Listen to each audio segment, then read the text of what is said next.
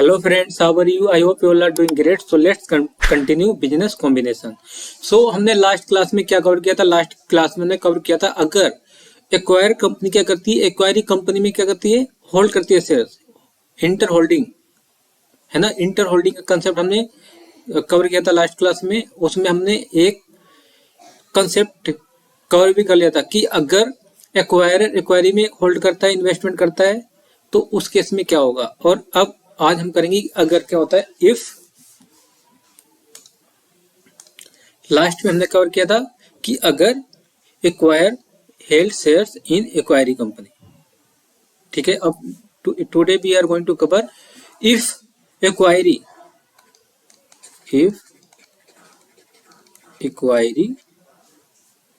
Held shares in acquirer company, acquirer company में held करता है तो उस केस में कैसे अकाउंटिंग होगी।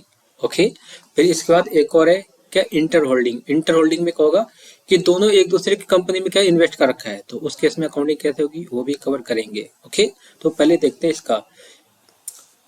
तो इसके लिए क्या करेंगे, हम एक क्वेश्चन के थ्रू ही समझेंगे इसे भी। ओके, तो इसमें क्या है, देखो लिखा following are the balance sheet of two companies Bay limited and Z limited as at December 31, 2022। Liabilities given है, बे लिमिटेड की लाइबिलिटीज है और ये है जेड लिमिटेड की। शेयर्स कैपिटल है, रिजर्व गिवन है, क्रेडिटर टोटल, और यहाँ पर क्या असेट्स है।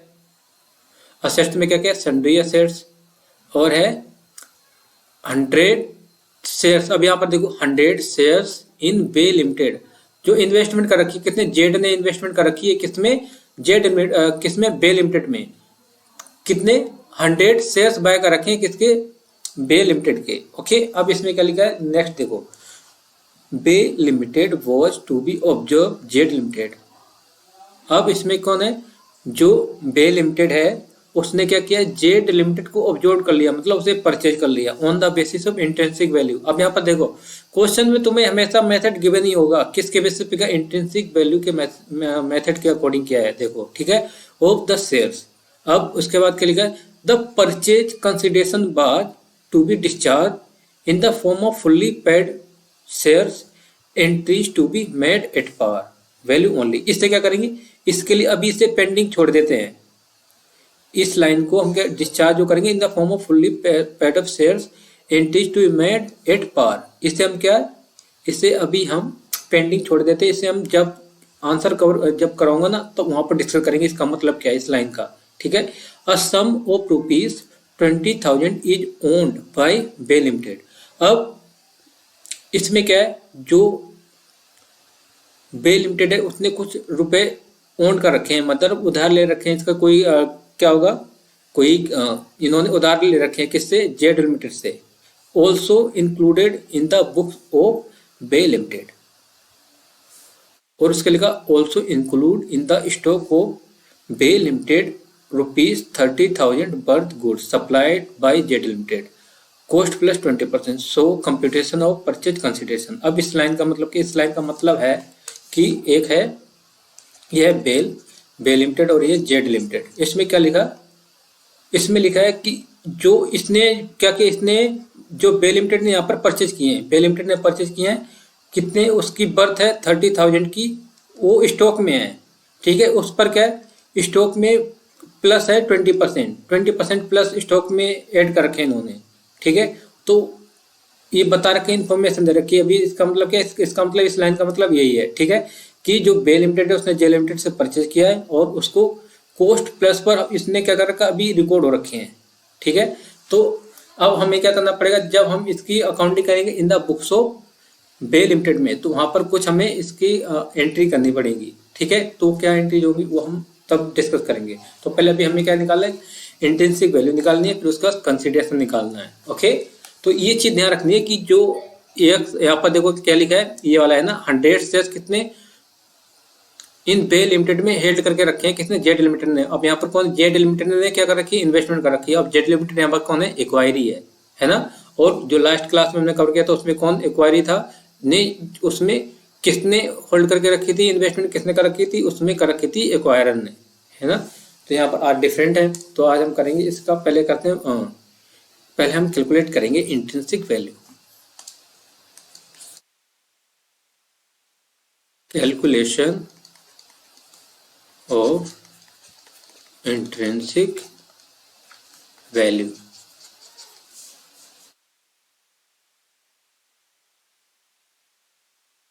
Bay limited, Z limited. तो देखो इसमें क्या आएगा, पहले असेट्स लिख लो कि कौन कौन से असेट्स। यहाँ पर देखो इस साइड है सन्ड्री असेट्स है, ओके, सन्ड्री असेट्स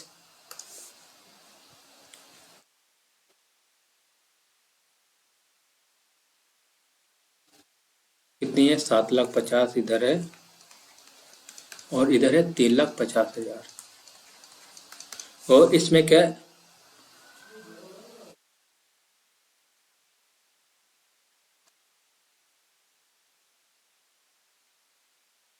शेयर, इसे इन्वेस्टमेंट लिखते हैं, ठीक है, इतना ज़्यादा को दिमाग नहीं लगाना है यहाँ पर। इससे लिखते हैं इन्वेस्टमेंट, इन्वेस्टमेंट। और यहाँ पर ब्रैकेट में लिख दो शेयर्स, शेयर्स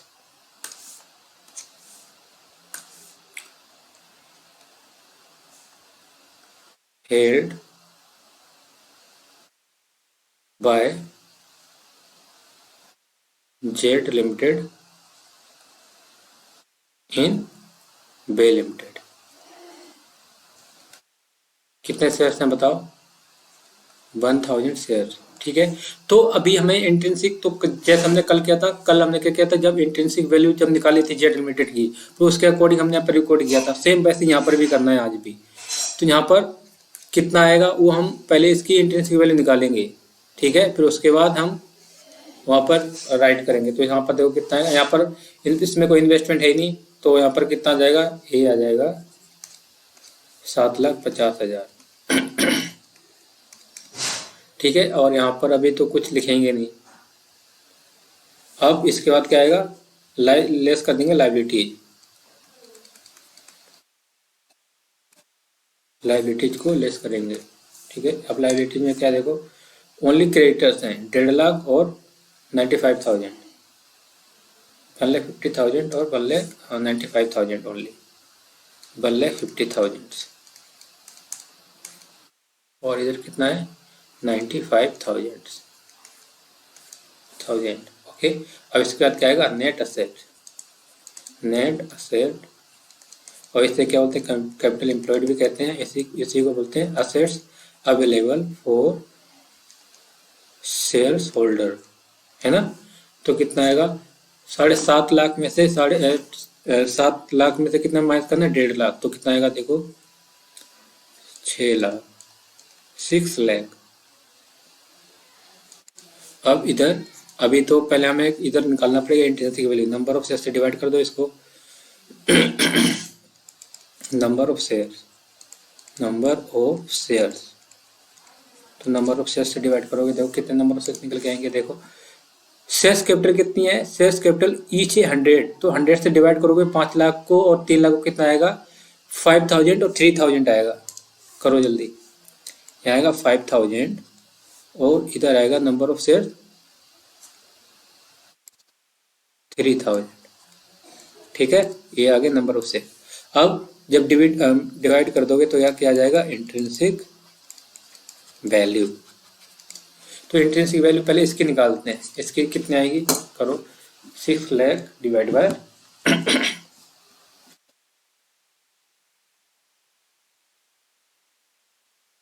डिवाइड बाय 5,000, ये आएगा 120, 120। अब इसमें अब 120 आ गया ना, 120। अब इसको करना है इंट्रिंसिक वैल्यू से मल्टीप्लाई। इंट्रिंसिक वैल्यू कितनी, 120, 120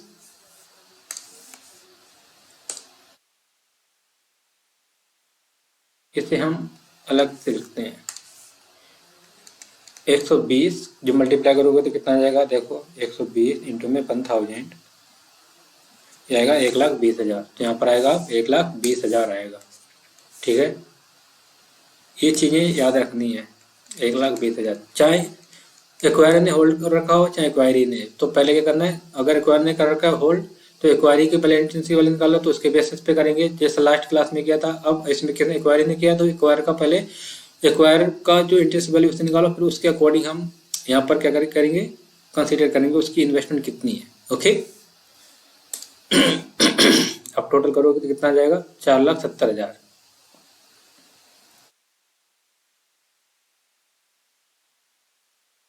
इससे अब इस साइड ब्लैक से यूज करते हैं, ब्लैक पे 4,70,000।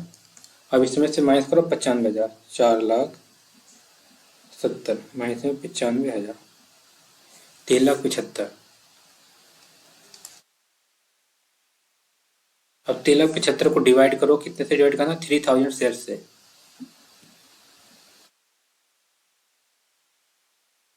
125 शेयर्स आ गए।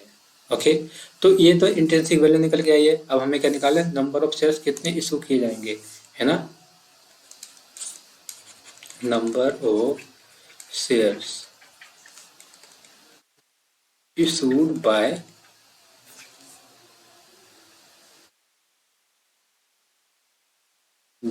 Bay Limited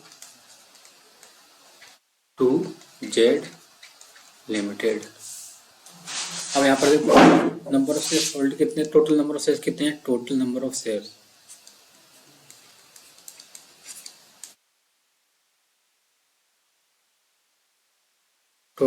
शेयर्स हैं किसके, बताओ, जेड लिमिटेड के टोटल नंबर ऑफ शेयर्स कितने थे, 3,000 थे ना, 3,000।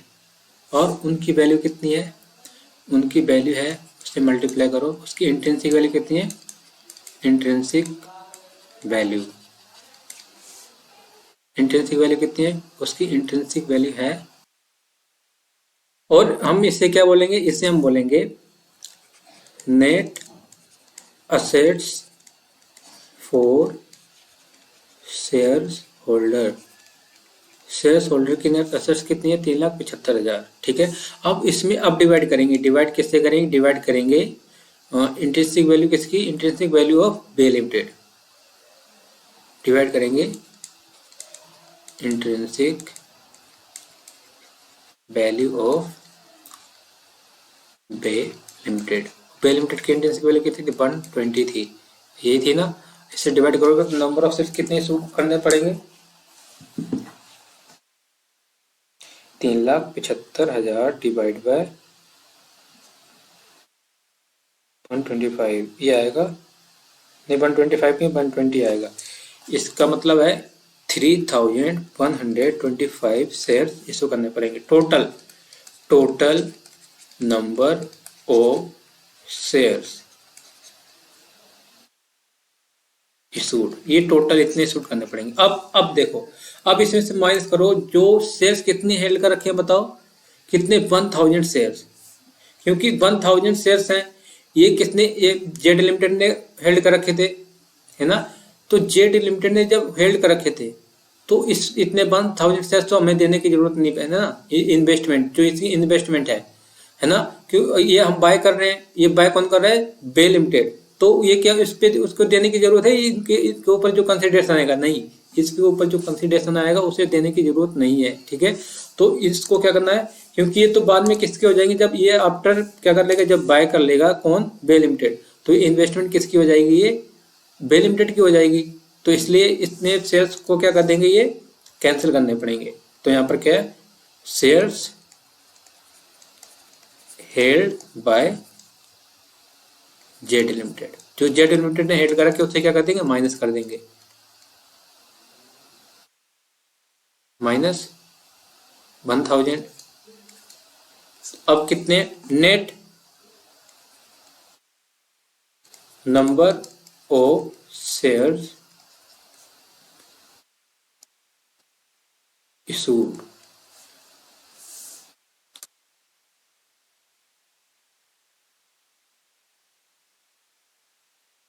Net number of shares issued कितने, 2,125, मतलब नेट इतने नंबर ऑफ शेयर्स इशू करने पड़ेंगे, क्योंकि ये तो कितने, ये तो जेड लिमिटेड ने हेल्ड कर रखे थे ना उसमें, तो ये तो अब जेड लिमिटेड की इन्वेस्टमेंट हो जाएगी ना, तो इसलिए इस इतने शेयर्स हेल्ड कर रखे तो इसका क्या आ जाएगा, तो इतने की उनसे जरूरत ही नहीं है इन्वेस्टमेंट क्या करना, शेयर्स को इशू करने की जरूरत ही नहीं है, नंबर ऑफ शेयर्स। तो अब जो बच गई किसके, आउटसाइडर के। ठीक है, अब देखो, अब इसमें क्या लिखा है, अब इस लाइन के मतलब क्या है, इसका मतलब क्या लिखा, फुल्ली पेड अप शेयर्स। यहां से देखो,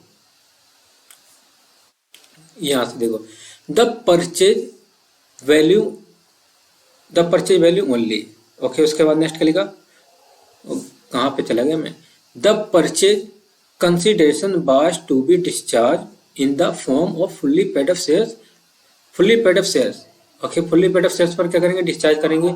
entries to be made at par, और जो एंट्री है उसे किस में मेड करेंगे, एट पार। एट पार का मतलब उसकी जो शेयर्स की वैल्यू है उसी पे एंट्री रिकॉर्ड करेंगे 100 पर, ना कि किस पर करेंगे, 120 पर। ये बोला यहाँ पर, इसका मतलब ये है। तो यहाँ पर क्या है, तो जो ये है ना 2125, उसे एट पार पे क्या करने, इशू करने हैं शेयर्स को। तो शेयर्स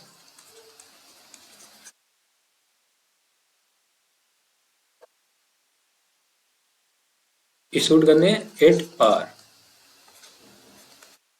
एट पार पे जब इशू करोगे तो कंसिडरेशन क्या बनेगा, बताओ कंसिडरेशन कितना हो जाएगा, 2125 इंटू में 100, तो ये आएगा 2,12,500। ये हो गया कंसिडरेशन, मतलब कंसिडरेशन कितना निकलेगा, 2,12,500। ठीक है, तो ये है कंसिडरेशन। अब हमें क्या करना है, अब हमें अकाउंटिंग करनी है in the books of Z limited, फिर उसके बाद हम अकाउंटिंग करेंगे किसमें, in the books of Bay limited में। ओके, तो अब क्या करना है बताओ जल्दी से, इसकी अकाउंट्स क्लोज करने हैं, क्योंकि क्या कर रहे हैं, अब जॉब कर रहे हैं यहाँ पर, टेक ओवर कर रहे हैं, कौन कर रहा है, बे लिमिटेड। तो हम करेंगे इसकी accounting in the books of Z Limited. A accounting in the books, या ledgers in the books of, in the books of Z limited. तो यहाँ पर अकाउंट्स पहले क्या बनेगा, रियलाइजेशन अकाउंट,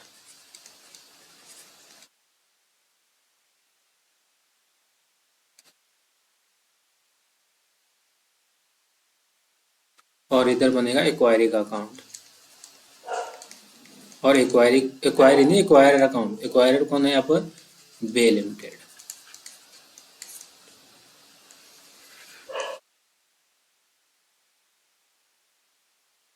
अब नेक्स्ट क्या बनेगा, किसका, शेयर होल्डर अकाउंट। यहाँ पर एक और अकाउंट बनेगा, shares holder, share holder account.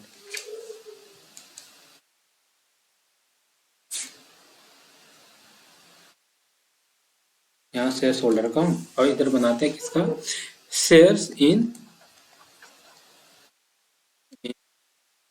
बे लिमिटेड अकाउंट।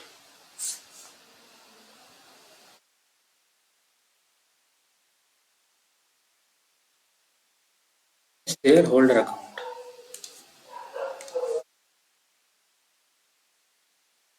ठीक है, अब इसमें क्या आएगा बताओ जल्दी से, पहले सारी वैल्यू पुट कर लो वहां से। यहाँ पर क्या आएगी, टू असेट्स आएगी, यहाँ पर सन्ड्री असेट्स है। सन्ड्री असेट्स में देखो कितनी है जेड लिमिटेड की, 3,50,000 है। तो यहाँ पर कितना आएगा, 3,50,000। ठीक है, और उसके बाद क्या है यहाँ पर, और तो कुछ है ही नहीं, और है इन्वेस्टमेंट।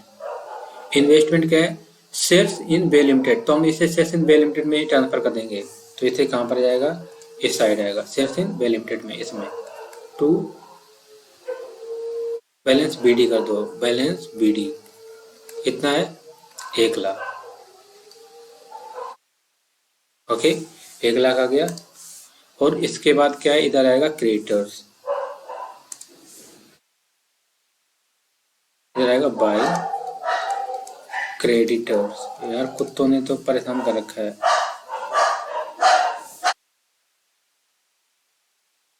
क्रेडिटर्स, तो क्रेडिटर्स कितने यहाँ पर देखिए, क्रेडिटर्स हैं 95,000 के।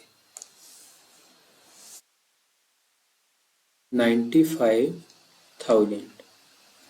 ओके, और यहाँ पर क्या आएगा बताओ, बाय कंसिडरेशन, कंसिडरेशन बे लिमिटेड। कितना का कंसिडरेशन निकल के आया था, देखो ये आया ना, कितने, 2,12,500, 2,12,500। ठीक है, अब इसे यहाँ पर करो, इस साइड आएगा, एक्वायर के अकाउंट में भी आएगा, इस साइड क्या आएगा, 2 शेयर्स इन बे लिमिटेड, कितने के, 2,12,500। ठीक है, 2,12,500। और इसको किसके क्या बोला है, एट पार पे इसको करना है, एट पार, ये तो बोला था एट पार। एट पार का मतलब कितना ही आ गया, तो इसका मतलब पूरे शेयर कैपिटल ही आएगी, बाय, एक सेकेंड, यहाँ तो आएगा रियलाइजेशन अकाउंट, रियलाइजेशन, उस रियलाइजेशन अकाउंट में इतना, और बाय कितना आएगा यहाँ पर, शेयर्स इन बे लिमिटेड, कितने, 2,12,500। ठीक है, तो ये तो क्लोज हो गया, इसका तो खेल खत्म, 2,12,500, यहाँ पर भी आएगा 2,12,000, 2,12,500। ठीक, और यहाँ पर कुछ और आएगा, नहीं आएगा। और इस साइड देख लेते, और भी कुछ है ना, शेष कैपिटल है, अभी शेष कैपिटल है, और क्या है, रिजर्व है, तो अब इसे भी ट्रांसफर कर देते। शेष कैपिटल है 3 लाख, और रिजर्व कितने, 55,000 के, किस में आएगा, यहाँ पर आएगा बाई शेयर्स कैपिटल 3 लाख, उसके बाद है बाई रिजर्व, कितने के, 55,000। ओके, और इसके बाद क्या है, कितना हो गया, ठीक है। और इसके बाद, और यहाँ पर देखो, शेयर्स इन बे लिमिटेड में और बढ़ जाएंगे ना शेयर्स, कितने, यहाँ पर क्या आएगा, बे limited,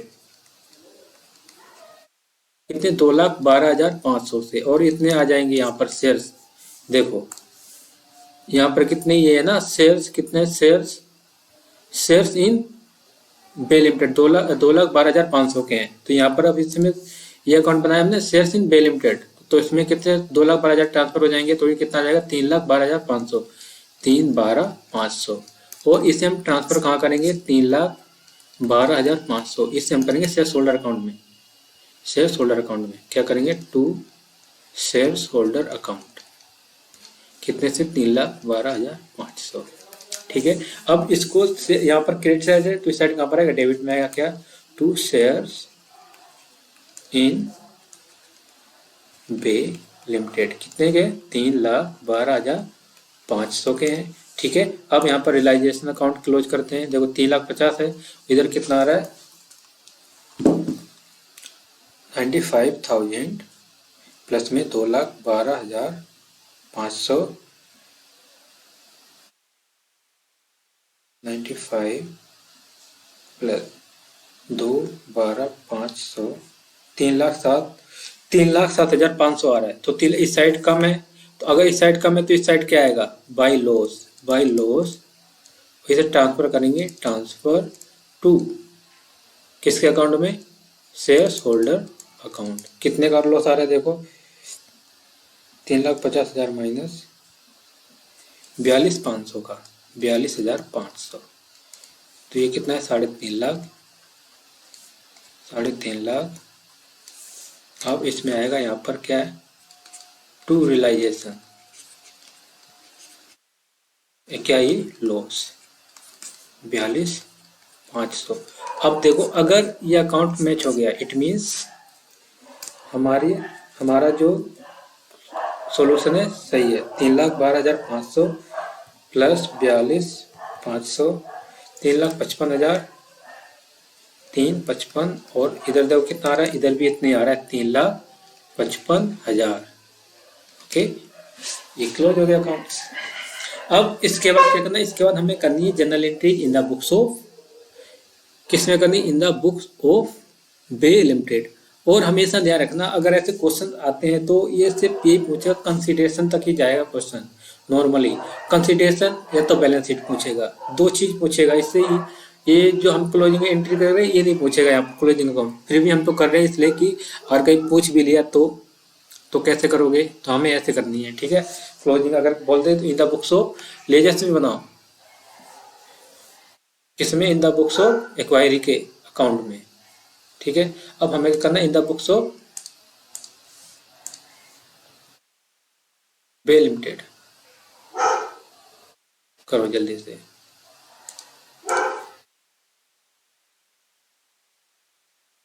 journal entries in the books of Bay limited, ठीक है। अब क्या करोगे, पहले इसमें क्या है, सन्ड्री असेट्स, और सन्ड्री असेट्स कितने की थी, 3,50,000 की।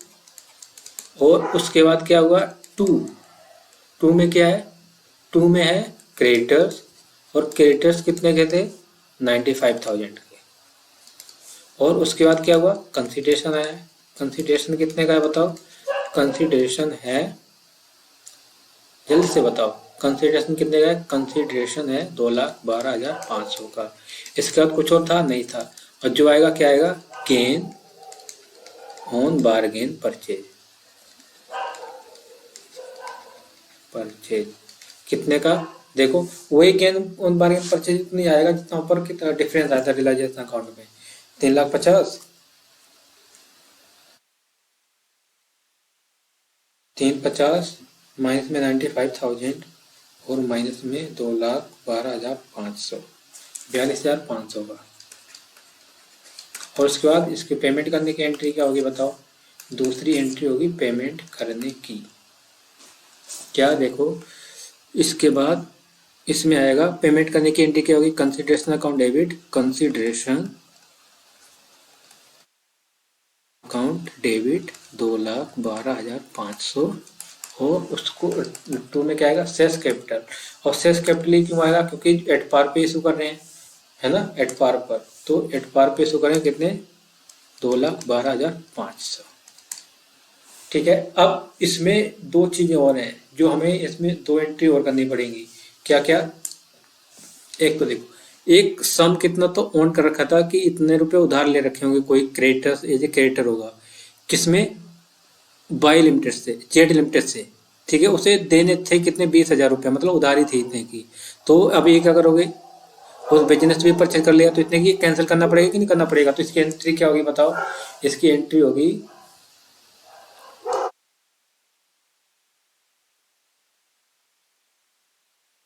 थर्ड, इसकी होगी यहाँ पर creditors, sundry creditors, sundry creditors, क्योंकि लाइबिलिटी कम करे ना, सन्ड्री क्रेडिटर कितने, 20,000। और टू में क्या है, कहाँ से करोगे बताओ, असेट्स में और कुछ गिवन नहीं है, असेट्स की क्या दी है, सन्ड्री असेट्स ही गिवन है टोटल, तो सन्ड्री असेट्स को ही क्रेडिट कर देंगे, ठीक है, इतने से, तो ये हो जाएगा, कैंसिल हो जाएगी। अब उसके बाद एक और चीज दी है, क्या दिया देखो, क्वेश्चन में गिवन है कि जो क्या लिखा है, also included in the stock of Bay limited, Bay limited के स्टॉक में इंक्लूड किया है 30,000 रुपए की बर्थ ऑफ गुड्स है, सप्लाई, जो सप्लाई किसके द्वारा की गई थी, जेड लिमिटेड के थ्रू, एट कॉस्ट प्लस, किस पे, कॉस्ट प्लस पर है 20%। तो इसको क्या करना है, तो इसका मतलब ये क्या बोलना चाहता है, इसका मतलब है, इट मीन्स ये है बे लिमिटेड, ये है जेड लिमिटेड, ठीक है। तो जेड लिमिटेड ने इसे सेल किया होगा, सेल किया है, तो इसकी जो वैल्यू है वो किस कॉस्ट प्लस पर हम इसने रिकॉर्ड कर रखी है, कॉस्ट प्लस पर कितने पर, 30,000 है ना, और उस पर कितने पे कर रखा, कॉस्ट प्लस में 20/120 आएगा, 20/120 मतलब कितने ज्यादा, कॉस्ट प्लस का मतलब इसने प्रॉफिट भी ऐड कर रखा है, लेकिन प्रॉफिट ऐड करके हमें दिखाऊं वहां पर शो करने की जरूरत नहीं है, ठीक है। तो उसे क्या करेंगे हम, इसका मतलब इसमें 20% क्या है प्रॉफिट, और वो तो अभी रियलाइज हुए नहीं है, तो क्या है, वो अनरियलाइज है, तो ये क्या हो जाएगा देखो, 30,000 इंटू में 20 अपॉन में 120 कितना आ गया, ये आ गया 5000। मतलब इतना प्रॉफिट भी ऐड कर रखा है उसमें, वो रिकॉर्ड कर रखा है स्टॉक में, तो ये तो गलत बात है ना। तो यहाँ पर क्या आएगा, और मतलब इतने की ये तो प्रॉफिट है, मतलब इसमें से क्या करेंगे देखो,